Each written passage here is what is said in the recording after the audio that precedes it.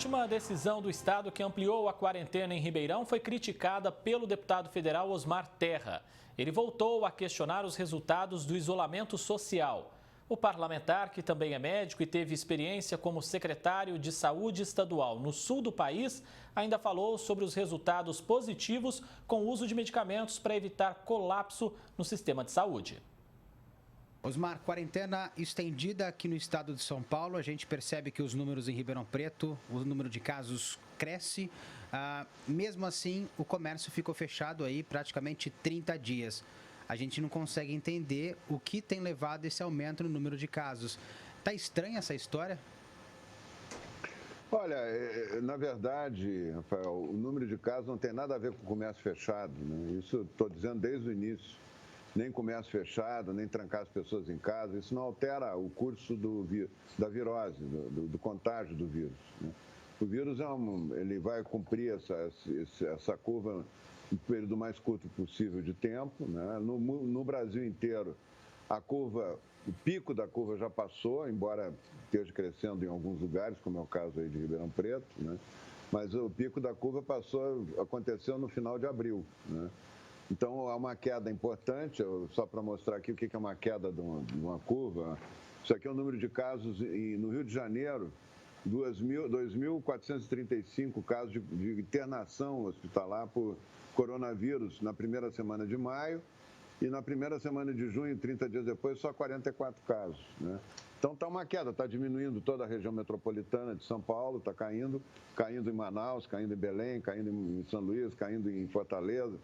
Está caindo, onde houve grande surto, está caindo. Está aumentando um pouco em algumas cidades do interior de São Paulo e no sul por causa do inverno, né? Então, é uma contingência, mas isso não vai alterar essa trajetória de queda, né? O que tem que fazer, o que eu acho que tem que fazer, é terminar logo com essa história de quarentena. Isso nunca funcionou. O Brasil teve 68 mil mortes até agora, em plena quarentena e lockdown, com gente sendo presa e algemada na praça, porque está sentado no banco da praça, gente sendo presa e algemada porque caminha na beira da praia. Isso é um absurdo, isso não tem sentido nenhum, isso não tem evidência científica. Essa história de quarentena e lockdown foi uma invenção da Inglaterra, que se espalhou pelo mundo, levada pelo medo nessa epidemia. Nunca foi feito isso antes, não funciona, não funcionou e não vai funcionar. Isso não é maneira de tratar uma epidemia. Eu enfrentei várias epidemias, coordenei o enfrentamento a várias epidemias, inclusive do H1N1 em 2009, como secretário lá no Rio Grande do Sul. Foi o lugar mais atingido, foi o sul do Brasil naquela epidemia. Hoje é a região de São Paulo, Rio, Nordeste, Norte, né? Mas não é a maneira, nós enfrentamos com cuidados individuais, proteção, máscara, lavar as mãos, higienizar o lugar de trabalho, higienizar a escola. Nunca se devia ter fechado a escola. O atraso que essas crianças vão ter agora vai ser difícil recuperar no futuro, né? A competição entre os países do mundo são competições de sistema de ensino, né? A rapidez de informação que tem hoje, tu ficar 3, 4 meses sem ir para a escola é uma perda enorme, né?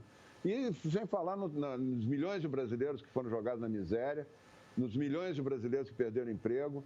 Pela primeira vez na história, pelo PNAD do IBGE, nós estamos com mais da metade da população brasileira sem emprego e renda, né? Mais da metade, a primeira vez na história que acontece, por decisão política, e política dos governadores, não foi uma decisão política do presidente. O presidente não pôde intervir nisso, ele queria terminar com essa quarentena, criar outras formas de enfrentamento, com a testagem, com a proteção individual, proteção de grupo de risco, e não pôde, foi impedido pelo Supremo Tribunal Federal. Então, agora está na mão dos governadores voltar atrás nisso e fazer a testagem maciça, é o que funciona. Aproveitando da sua experiência como médico e também ex-secretário de Saúde do Rio Grande do Sul, qual a sua opinião sobre a ivermectina e o uso dela nesses casos, no início do quadro da Covid-19?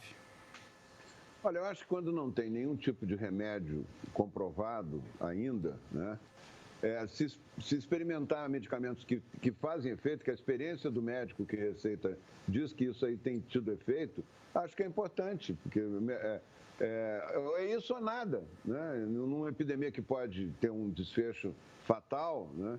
Não é em grande quantidade, não tem uma letalidade tão alta, mas ela pode levar a pessoa a falecer. Então, a ivermectina está sendo usada, muito usada e com bom resultado, aparentemente com bom resultado. A gente só vai saber disso com certeza absoluta quando se completar os protocolos de investigação, de pesquisa, né? E também a hidroxicloroquina, nos primeiros dias.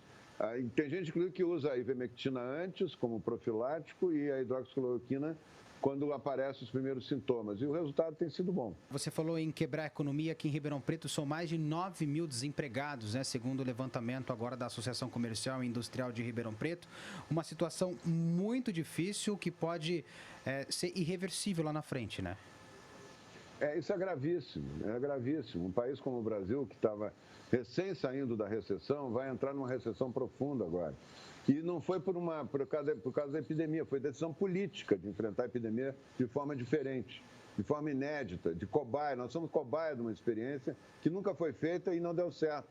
Todos os países que fecharam, agora dá para comparar, Rafael, os países que fecharam e os países que não fecharam. Os países que não fecharam têm um resultado muito melhor e as escolas continuaram funcionando, o comércio continuou funcionando, a indústria continuou funcionando, tudo continuou funcionando. São países que vão sair muito melhor da epidemia e com menos mortes proporcionais à população do que os países que fecharam. A Coreia morreu 286 pessoas na Coreia, testando todo mundo, do lado da China, do lado de onde começou a epidemia. 286 óbitos é muito pouco. Claro que cada morte não tem uma tragédia, a vida não tem preço, né? Mas 286 óbitos num país que tem 51 milhões de habitantes, é maior do que São Paulo em número de habitantes, né? São Paulo tem 16, 17 mil mortos já, com tudo fechado.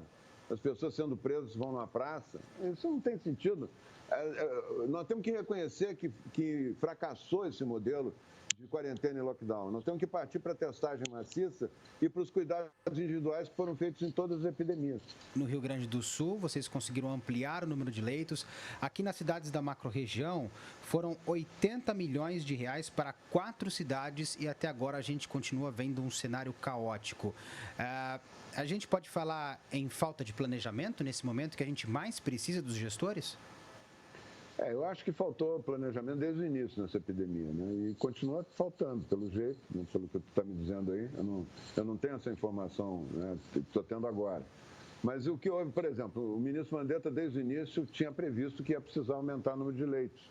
Então, tinha que ter um sistema de contingenciamento de leitos e de ampliação do número de leitos.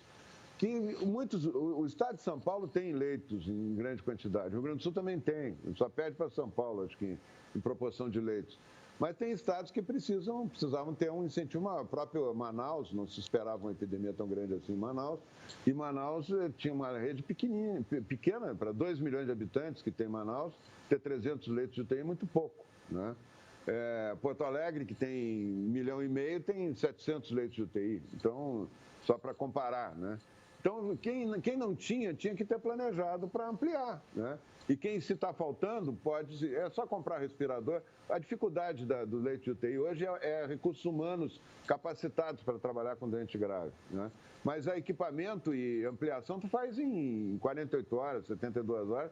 Tu derruba uma parede, amplia o número de leitos ali, bota respirador, e aumenta a equipe em 20% ali, tu já dá conta do recado, né? Então, precisa ter um planejamento para isso, com certeza. A solução, você disse que não está em fechar o comércio. Então, falta criatividade para tentar resolver esse problema e vontade, principalmente vontade política para isso? Olha, o critério da verdade é a prática, né? Falta verificar o que funciona e o que não funciona. Por que nós não copiamos os bons exemplos do mundo? Por que nós não copiamos o Japão, que não fechou nada? Tem 900 óbitos, 120 milhões de habitantes, né? Compara o Japão com São Paulo, né? São Paulo, 16 mil mortes, com 40 milhões, 45 milhões, o Japão com 120, 900, né?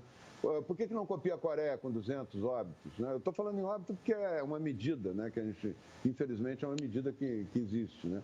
Por que não copia a Suécia, que no meio da Europa ficou o único país que não fechou?